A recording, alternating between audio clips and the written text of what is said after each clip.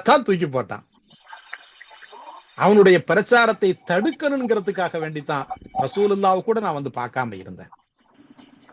Umar ரலியல்லாஹு உடனே அவங்கள அழைச்சிட்டு போய் அபூபக்கர் ரலியல்லாஹு பக்கத்துல உட்கார வச்சுக்கிட்டு அவங்க சொல்லி காட்டுறாங்க, அல்ஹம்துலில்லாஹி அல்லதி லம் யுமித்னி ஹத்தா அரானி ஃபி உம்மத்தி முஹம்மதின் ஸல்லல்லாஹு அலைஹி வஸல்லம் மன் சுனிஅ பிஹி கமா சுனிஅ பி இப்ராஹீம் அல் கலீல் அலைஹிஸ்ஸலாம். ஹஜ்ரத் இப்ராஹிம் அலைஹிஸ்ஸலாம் நெருப்பு குண்டத்துல தூக்கி போட்டும் அந்த நெருப்பு அவங்கள ஒண்ணுமே செய்யலன்னு குர்ஆன்ல நம்ம படிச்சிருக்கிறோம், ஓதி இருக்கிறோம். அப்படிப்பட்ட ஒரு நிகழ்வு ரசூலுல்லாஹ்வுடைய சமுதாயத்தை சார்ந்த ஒரு முஸ்லிமுக்கு நடந்து அந்த முஸ்லிம கண்ணால பார்க்கக்கூடிய வாய்ப்பை தந்த அல்லாஹ்வுக்கே எல்லா புகழும் உண்டாகட்டுமாக அப்படின்னு சொல்லி உமர் ரலியல்லாஹு அன்ஹு சொல்லி காட்டினாங்க. அதுக்கு பிறகு மதீனாவுல இருந்து திரும்ப அவங்க சிரியாக்கே போயிட்டாங்க. இப்ப என்ன விஷயம் அப்படின்னா, அவங்களுடைய வாழ்க்கையில ஒரு நிகழ்வு நடக்குது. அபு முஸ்லிம் கௌலானி ரஹ்மத்துல்லாஹி அலைஹி அவர்களினுடைய வாழ்க்கையில ஒரு நிகழ்வு நடக்குது. என்னன்னா, அவங்க இஷா முடிச்சுட்டு வீட்டுக்கு வருவாங்க. வீட்டுக்கு வரும்போது வீட்டினுடைய வெளிப்புகுதுல அந்த காம்பவுண்ட் இருக்குமா இல்லையா, அந்த காம்பவுண்ட் பக்கத்துல நின்னுக்கிட்டு சலாம் சொல்லிட்டு அவங்களுடைய வழக்கம் தக்பீர் சொல்லுவாங்களா, அல்லாஹு அக்பர்னு தக்பீர் சொல்லுவாங்க. வீட்டு உள்ள இருந்து அவர்களினுடைய மனைவி அந்த தக்பீருக்கு பதிலாக அல்லாஹு அக்பர்னு அவங்களும் சொல்லுவாங்க. அதுக்கு பிறகு கேட்ட தொடர்ந்து உள்ள போனதுக்கு பிறகும் ஒரு தக்பீர் சொல்லுவாங்க, அவங்களுடைய மனைவியும் தக்பீர் சொல்லுவாங்க.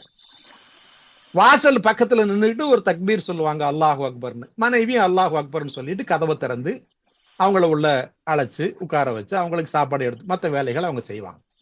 இது காலகாலமாக வழக்கமாக அவங்க செய்யக்கூடிய ஒரு நிகழ்வு.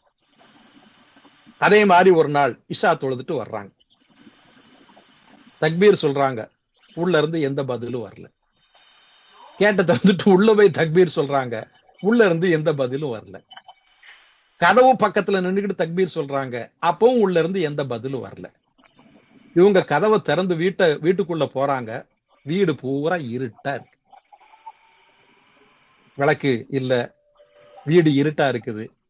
மனைவி எங்க அப்படின்னு சொல்லி பாக்குறாங்க. அவர்களினுடைய மனைவி அப்படி தலை முடியெல்லாம் விரிச்சு போட்டுட்டு கையில ஒரு குச்சியை வச்சுக்கிட்டு அப்படியே ஆட்டிக்கிட்டு ஏதோ ஒரு அகங்காரமாக ஒரு வெறுப்பா உட்கார்ந்து இருக்கிற மாதிரி உட்கார்ந்து இருக்கிறாங்க. இதை பார்த்த உடனே ஒரு கணவருக்கு எப்படி இருக்கும்?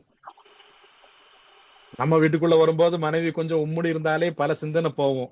ஆஹா, என்னமோ தெரியலையே, நம்ம என்ன செஞ்சுட்டோம், என்ன பேசிட்டோம் தெரியலையே, பல சிந்தனை போகும். யார் என்ன சொல்லி கொடுத்தாங்கன்னு தெரியலையான்னு சொல்லி இப்ப இப்படி உட்கார்ந்து இருக்கிறத பாக்குறாங்க. அப்ப கேக்குறாங்க, என்னமா ஆச்சுன்னு கேக்குறாங்க. அப்பதான் அவர்களின்